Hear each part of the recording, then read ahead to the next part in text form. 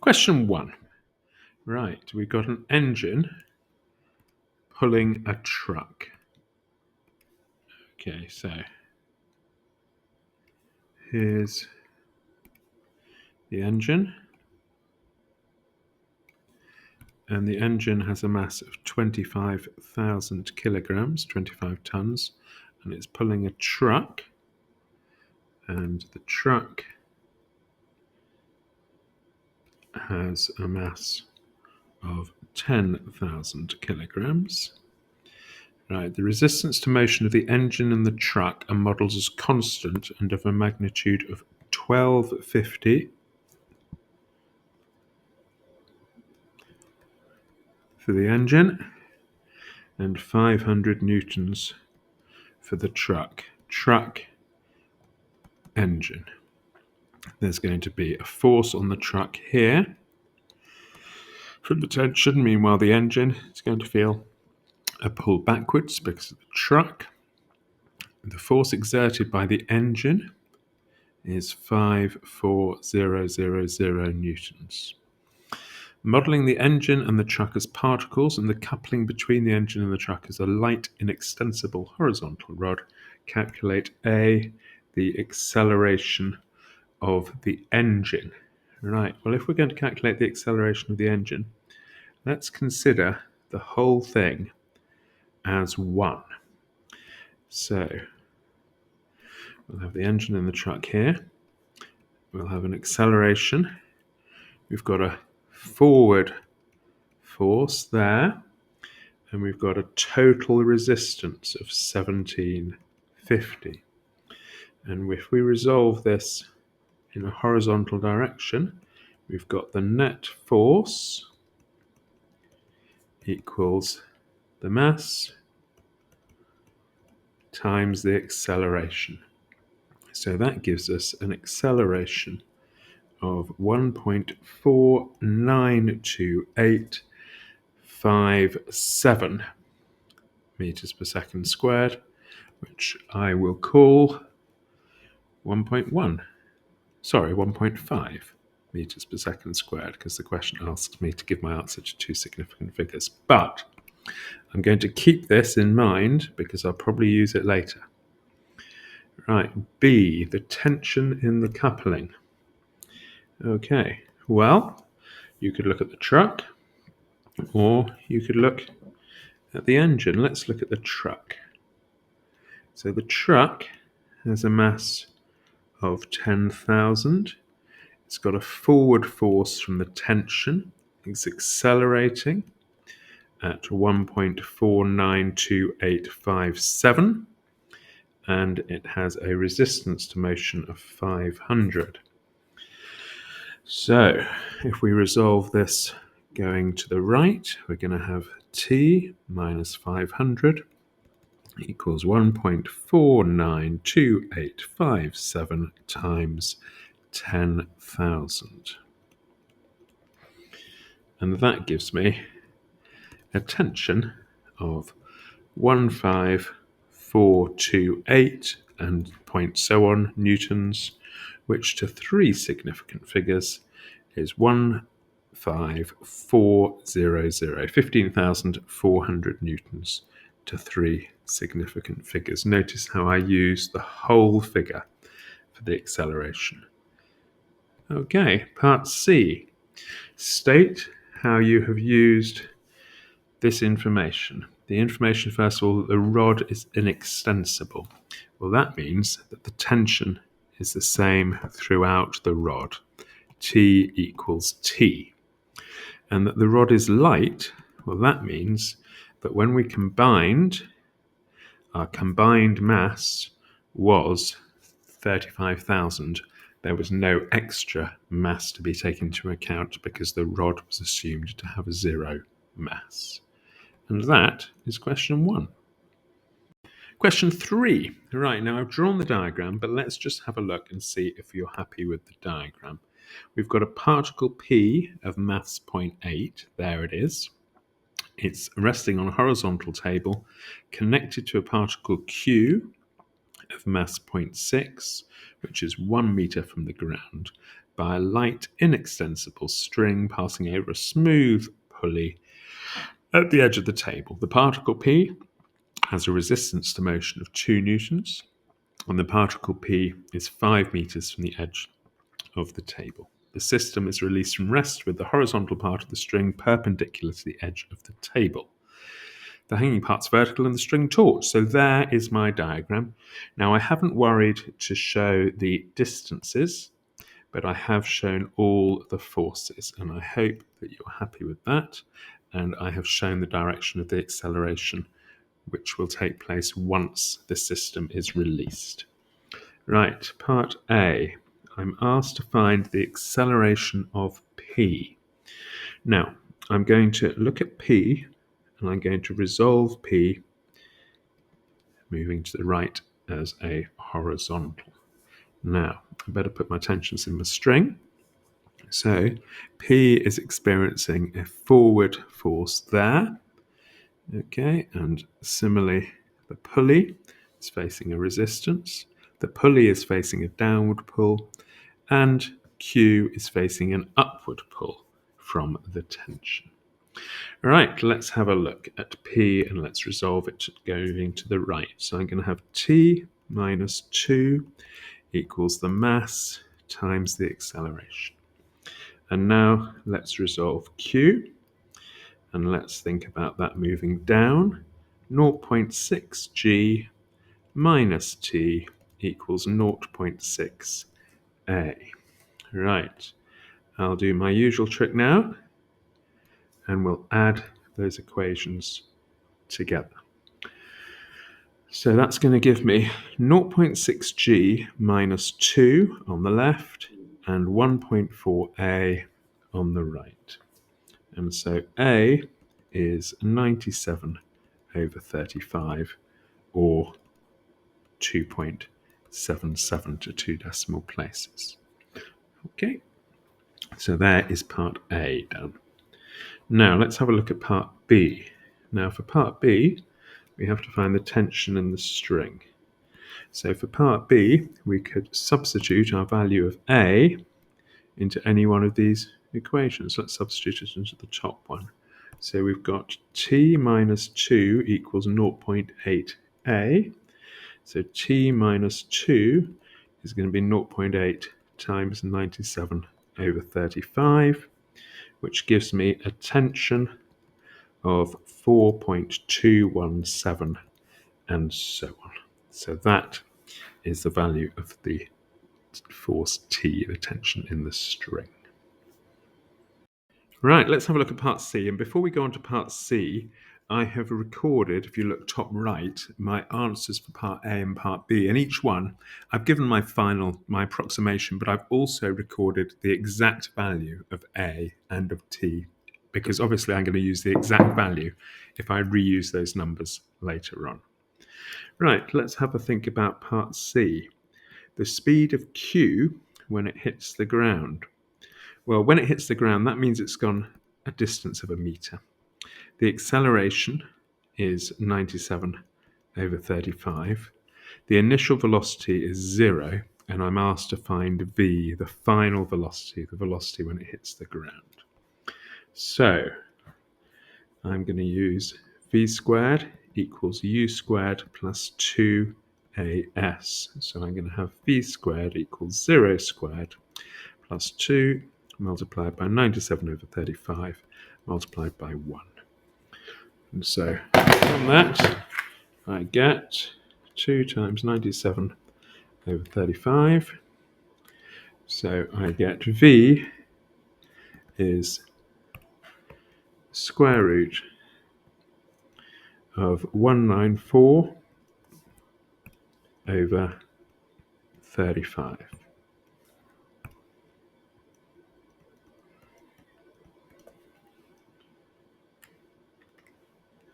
Which is 2.35 to 3 significant figures. So that's the velocity of Q when it hits the ground. Right, let's have a look at part D, the time taken for Q to hit the ground. Well, we know from before that the distance The displacement is 1. We know the acceleration. We know the initial velocity. There's the final velocity, which we've just worked out. So I'm going to use the formula S equals ut plus a half at squared to work out the time. So 1 will be ut is 0 times t, so that's 0. A half times a, 97 over 35, times t squared. So that's going to give me 1 equals 97 over 70 times t squared. So t is going to be the square root of 70 over 97.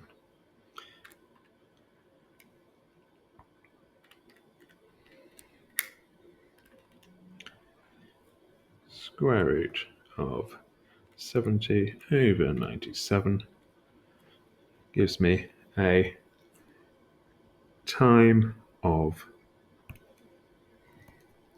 0.85 seconds to two significant figures. But again, I'm going to keep hold of this exact value.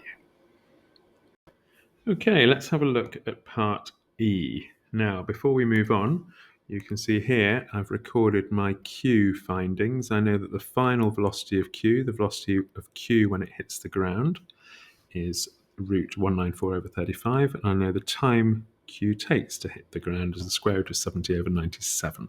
So they may or may not be useful as I look ahead to question E. The total distance travelled by P. Well, this is going to be made up of two distances. The first distance is simply going to be 1 meter, and that's the distance that P travels until Q hits the ground. Now, the minute Q hits the ground, then P is in a slightly different situation. Here's P once Q has hit, here's P once Q has hit the ground. It's already moved to the right by a meter. It has 2 newtons of resistant force there. It no longer has a forward force, okay, because Q has hit the ground, so there is no longer a tension pulling P to the right. So it's going to decelerate, isn't it? Okay, so we better find out what that deceleration is going to look like. Let's resolve it looking this way, because that's the way it's traveling. So we're going to have 0 minus 2 equals the mass times A. So that is going to mean that A is minus 2 over 0.8. Minus 2 over 0.8 is equal to minus 5 over 2. So P is going to slow down, and its deceleration is going to be 2.5 meters per second, or its acceleration is going to be minus 2.5 meters per second. Right, let's have a think about how far it's going to go. Well, what else do we know about P for this second part of its journey?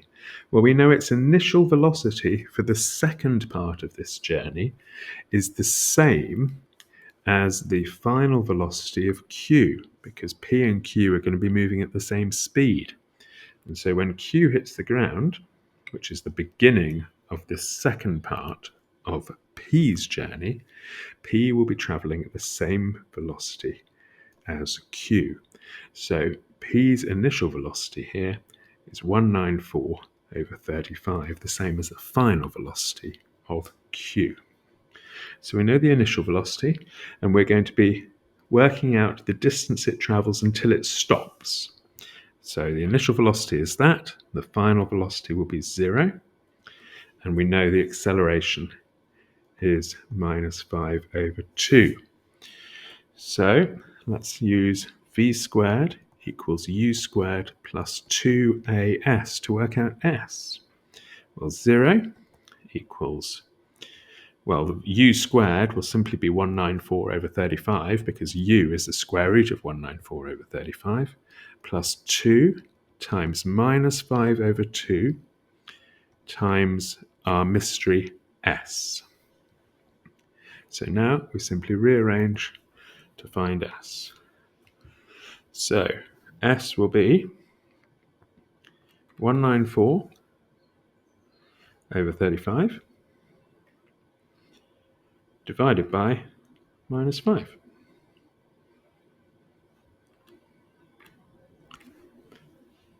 (194 over 35 divided by 5).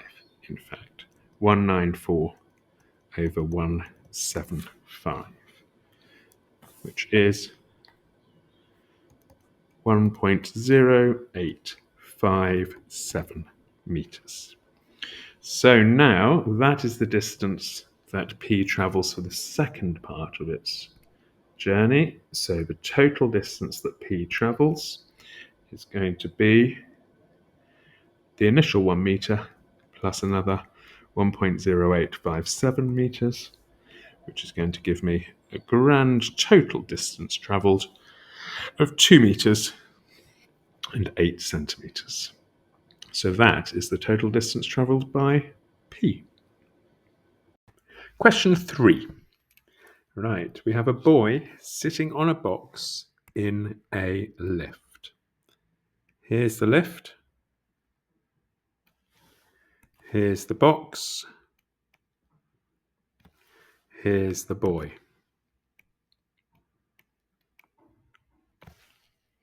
The mass of the boy is 45. The mass of the box is 20. And the mass of the lift is 1,050 kilograms. The lift is being raised vertically by a cable.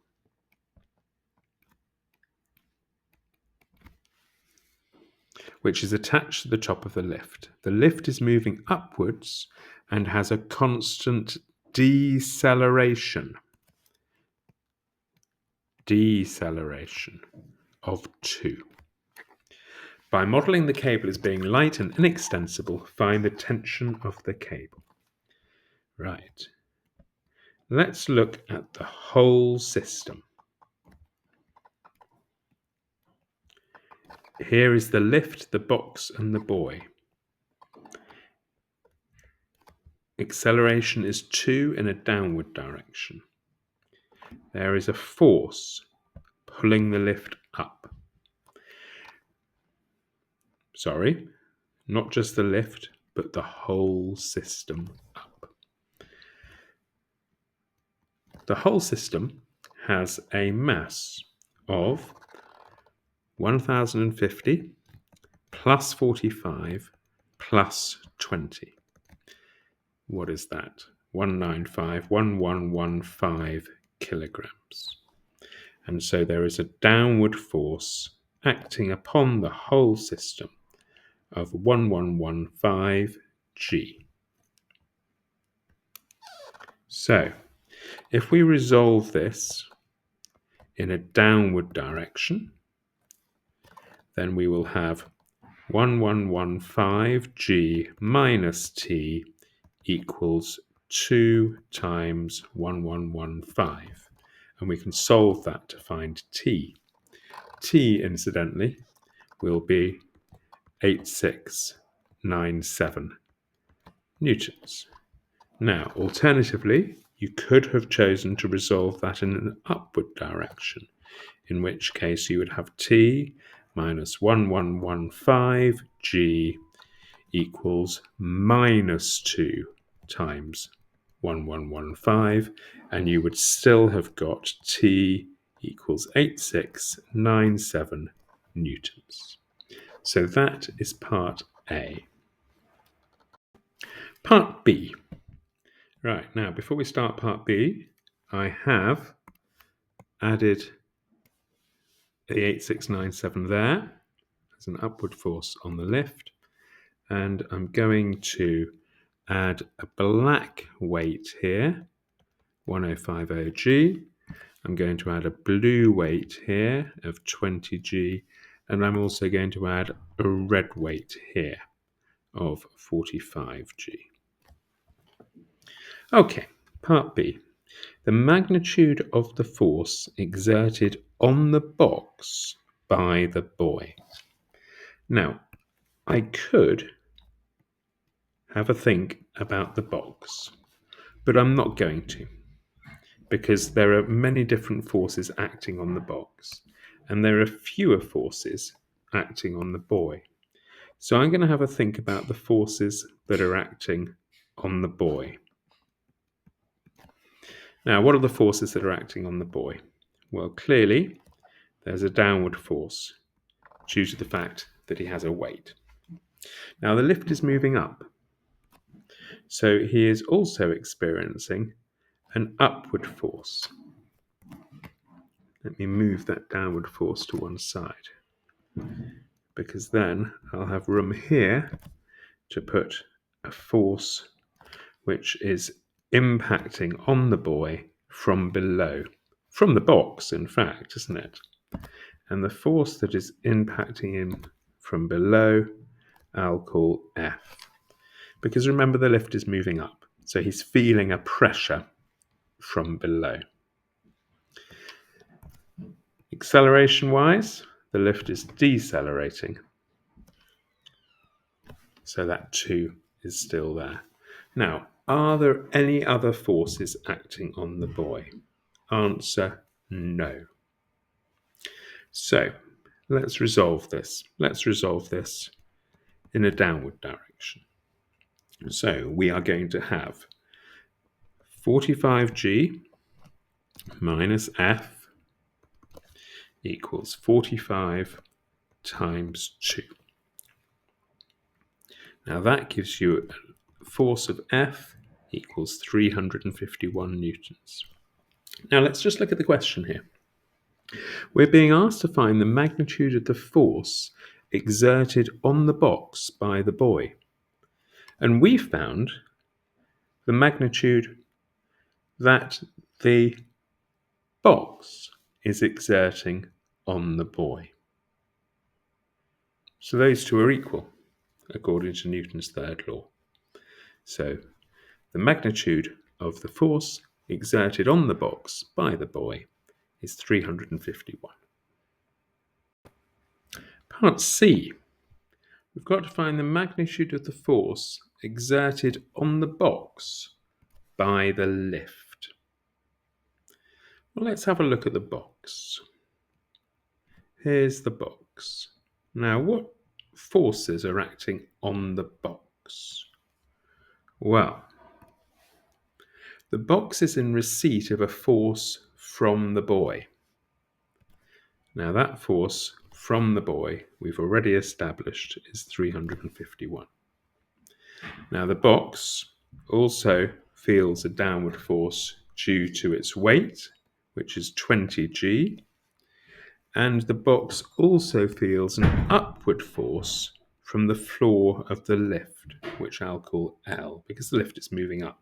So clearly there's an upward force there. And again, the box is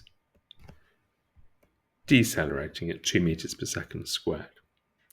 So let's resolve this, thinking about down as being positive. 20g is a downward force, so is the 351. And from that, I'm going to subtract the upward force L. And that is going to equal the mass, which is 20, times the acceleration, which is 2. And from that, you will find that the force L, the force being exerted on the box by the lift, is 507 newtons.